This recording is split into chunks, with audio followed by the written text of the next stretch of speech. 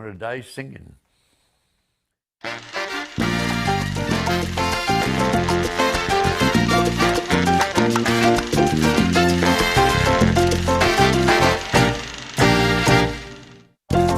This is the remarkable story of Sergio de Karlo, the last living boleroist, a man who was born in Havana, Cuba in 1911 and grew up to influence music in America, Cuba, Mexico, and the world. A movie star, an impresario, a musician, and a composer of more than 300 rumbas and boleros. Mr. de Karlo has left an unforgettable impression on the world. This is his story. Sergio makes his way to Depression-era New York City. When I saw New York, I fell in love with it deeply. I felt very important. I felt like I was in another world. And I felt that I could be a star someday that I wanted to be then. I was 19 years old. He is forced to find a job in, of all places, a button factory. With survival his only option, Sergio perseveres and miraculously is offered his first big break. One of the boys that worked in the button factory was a dancer in a chop suey restaurant. And I went for an audition and got the job. Sergio is befriended by a vaudeville team and is asked to sing and dance for their show in between costume changes. I got a bigger hand than they got. I stopped the show. From there on, I began to write all the material for the trio. After being spotted by a prominent production team, Sergio's first composition in New York, The Last of the Rumbas, becomes an instant hit and is performed live by bandleader Andre Kostelanetz and is then recorded by Xavier Cugat. Irving Berlin is introduced to Sergio and is fascinated by his knowledge of Afro-Cuban rhythms. Mr. Berlin goes on to publish one of Sergio's earliest compositions, Bagu, a song about island life in Cuba. In 1934, Sergio begins a tour of Mexico where he is warmly received and becomes a recognizable figure to both stars and producers alike. He begins to build a reputation as the classic Latin lover. The main one inspiration that I have is women. All of it. I married 9 of them. And I have another 900 that I didn't marry. My memories out are worth millions of dollars. A producer asks Sergio to write several songs for a new movie. The most memorable song from the film, the beautiful and romantic bolero Flores Negras, is met with instant success and propels Sergio to stardom throughout Mexico. Flores Negras play all over Mexico. And you could put the radio any day, 24 hours a day, and Flores Negras doing that 6, 7, and 8 times. That was the beginning of Flores Negras. Flores Negras goes on to become an international hit, eventually being recorded by Bing Crosby, Lawrence Welk, Pedro Vargas, Edie Gourmet, and most recently, Ana Gabriel, among others. As a result of the success of Flores Negras, Sergio's reputation as a charismatic entertainer continues to soar. I had 3 very good points when I was young. I was rich, I was good looking, and I was famous.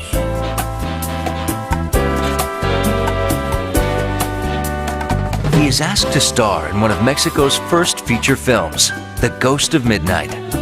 In 1938, Sergio signs his first major deal with RCA Víctor and composes the overnight sensation Paran-pan-pan, which is recorded by Xavier Cugat. Because of his prolific songwriting ability and his on-screen charisma, Sergio was considered by many to be a star in the making. Dark velvet night, too gloomy for the moonbeams to glow, too dismal for the heavens to show, not an angel's in flight. Dark velvet night, so deep I feel the sky as it throbs, so still I hear my heart as it sobs, shadows blue running by. During the early 1940s, the lure of New York calls to Sergio again. He plays opposite Carmen Miranda at the Versailles Club in Manhattan, appears with Xavier Cugat at the Waldorf Astoria, and co-stars in the Michael Todd production of the Cole Porter musical Mexican Hayride, which runs for 4 years on Broadway at the Winter Garden Theater. In 1940, Sergio appears in the Rodgers and Hart production of Too Many Girls, replacing the Hollywood-bound Desi Arnaz as a Cuban heartthrob. In 1942, Sergio writes a song for President Franklin D. Roosevelt. Franklin D. Roosevelt was doing a tremendous job as a president, and I had an idea to write a song called Mr. Franklin D. Mr. Franklin D. earned your great democracy, la-ra-ra-ree, la-ra-ra-ra-ra. A government official who hears the song invites Sergio to the White House to perform his composition for the president. The president is elated and awards Sergio the honorary title of Ambassador of Melody from Latin America. Sergio performs regularly for the USO and tours Hawaii with the King Sisters, Edgar Bergen and Martha Raye, on behalf of the war effort.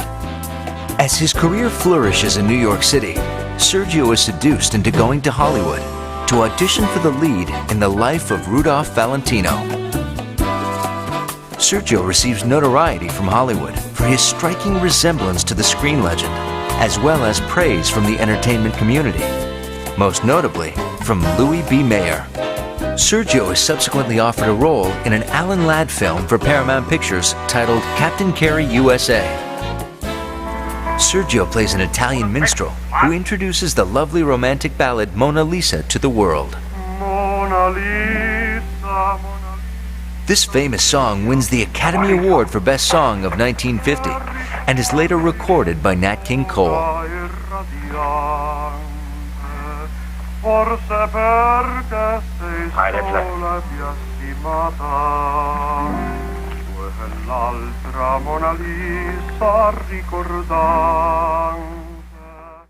In 1950, Sergio returns to Mexico City, where his songwriting abilities and nightclub appearances have rendered him the toast of the town. While attending a show at a local nightclub, he encounters, as he describes it, an angel singing opera, the lovely 18-year-old Gracie López. Sergio has unexpectedly met the woman who would become the greatest passion of his life. Sergio and Gracie fall madly in love and are married within 4 months.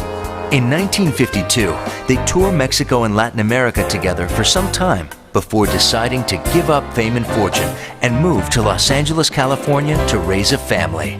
My wife was an opera singer on top of the world when I met her, and so was I. And we both knock off the fame and the money for the life of the children. At this point in his career, Sergio was considered by many to be a rising star. His decision to prematurely end what had become a promising and successful show business career would become the turning point of his life. After years of writing memorable love songs that touched the hearts of lovers around the world, the maestro of the Cuban bolero, who had searched for his one true love and finally found her, lost her. My wife died, and I was alone. And I lost interest when she died because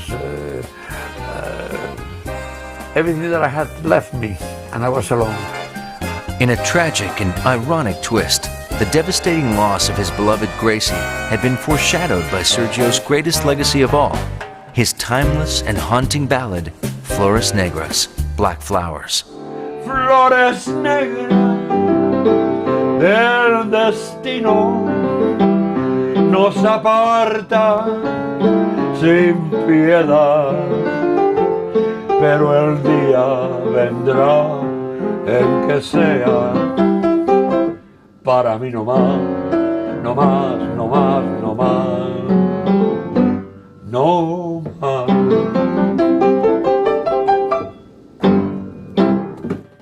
Today, the man who was named Artist of the Year in 1942 by Billboard magazine still tells his stories and sings his songs, entertaining his family and friends, and is proud of the musical legacy that he has created. I got the music in my heart, and I got some kind of a bug that tells me I got to give the public something. Romance, love, goodwill, that all my songs are about that. Sergio's songs will live forever in the hearts of music lovers everywhere. His ability to overcome incredible odds and his ultimate transformation from a young Cuban boy into an international star of stage and screen will help to inspire all of those who strive to make their own dreams come true.